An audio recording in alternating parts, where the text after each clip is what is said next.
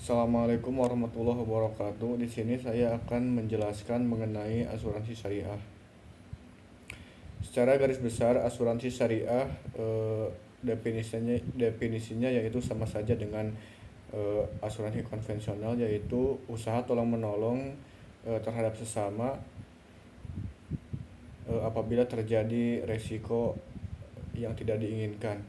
Cuman yang membedakan antara asuransi syariah dengan asuransi konvensional yaitu asuransi syariah berjalan berdasarkan prinsip-prinsip syariah. Dalam asuransi syariah terdapat beberapa produk, ya, di antaranya yaitu asuransi jiwa syariah. Perusahaan asuransi akan memberikan manfaat berupa uang pertanggungan kepada ahli waris apabila peserta asuransi meninggal dunia. Yang kedua yaitu asuransi pendidikan syariah. Dengan asuransi ini dana pendidikan yang telah disepakati akan diberikan kepada penerima hibah atau anak sesuai dengan jenjang pendidikannya. Ahli waris juga tetap akan mendapatkan manfaat dana pendidikan apabila peserta asuransi meninggal dunia. Yang ketiga yaitu asuransi kesehatan syariah. Asuransi yang akan memberikan santunan atau pergantian jika peserta asuransi sakit atau kecelakaan. Yang keempat yaitu asuransi dengan investasi syariah. Produk yang memberikan manfaat asuransi dan manfaat hasil investasi. Sebagian premi yang dibayar dalam investasi ini dialokasikan untuk dana tabaru dan sebagian dialokasikan sebagai investasi peserta. Yang kelima yaitu asuransi kerugian syariah. Asuransi yang memberikan ganti rugi kepada tertanggung atas kerugian harta benda yang dipertanggungjawabkan. Yang keenam yaitu asuransi syariah berkelompok. Asuransi ini dirancang khusus untuk peserta kumpulan seperti perusahaan, organisasi maupun komunitas. Dengan jumlah peserta yang banyak, asuransi akan lebih murah bila dibandingkan dengan asuransi syariah individu. Yang ketujuh yaitu asuransi dana dan umroh. Asuransi dana haji dan umroh.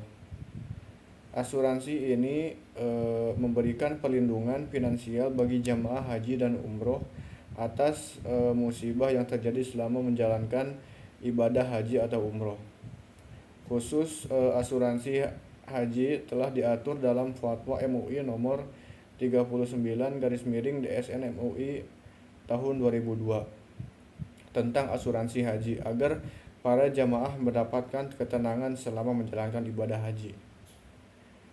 Akad dalam asuransi syariah terdapat beberapa akad, yaitu diantaranya yang pertama yaitu akad tabaru atau akad tolong menolong.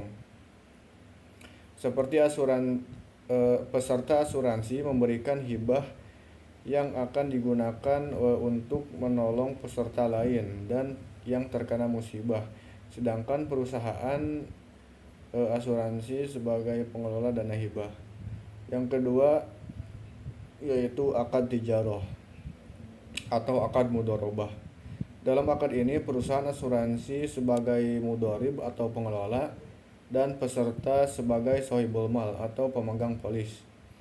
Premi dari akad ini dapat diinvestasikan dan hasil keuntungan atas investasi tersebut dibagi hasil kepada para pesertanya. Yang ketiga yaitu akad wakalah bil ujroh. Akad ini memberikan kuasa pada peserta. Akad ini memberikan kuasa dari peserta kepada perusahaan asuransi untuk mengelola dana peserta dengan imbalan pemberian ujroh atau fee. Perusahaan asuransi sebagai wakil dapat menginvestasikan premi yang diberikan, namun tidak berhak memperoleh bagian dari hasil investasi. Yang keempat yaitu akad mudharabah musyarakah. Akad ini merupakan pengembangan dari akad mudharabah, di mana perusahaan asuransi sebagai mudharib dan juga menyertakan dananya dalam investasi bersama dana peserta. Bagi bagi hasil investasi dibagikan antara perusahaan asuransi dan peserta sesuai nisab yang disepakati sesuai dengan porsi dana masing-masing. Selanjutnya yaitu mengapa harus memilih asuransi syariah. Yang pertama yaitu tidak berlaku sistem dana hangus. Dana kontribusi atau premi yang disetorkan sebagai tabaru dalam asuransi syariah tidak hangus meskipun tidak terjadi klaim selama masa perlindungan. Dana yang telah dibayarkan oleh pemegang polis tersebut akan tetap diakumulasikan dan merupakan milik pemegang polis atau peserta secara kolektif. Yang kedua yaitu transparansi pengelolaan dana. Perusahaan asuransi syariah wajib mengelola dananya dengan transparan, baik kontribusi penggunaan dananya maupun pembagian hasil investasinya.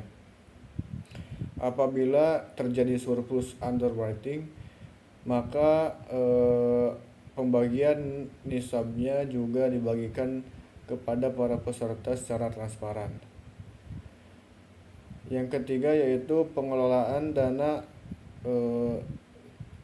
yang islami atau berdasarkan prinsip syariah. Asuransi syariah harus mengelola dananya dengan tetap mempertahankan prinsip-prinsip fikih Islam dengan menghindari dari maisir atau judi, goror atau ketidakpastian dan riba bunga. Dana investasi peserta asuransi juga tidak dapat diinvestasikan kepada saham dari emiten yang memiliki kegiatan usaha perdagangan atau jasa yang dilarang menurut prinsip syariah.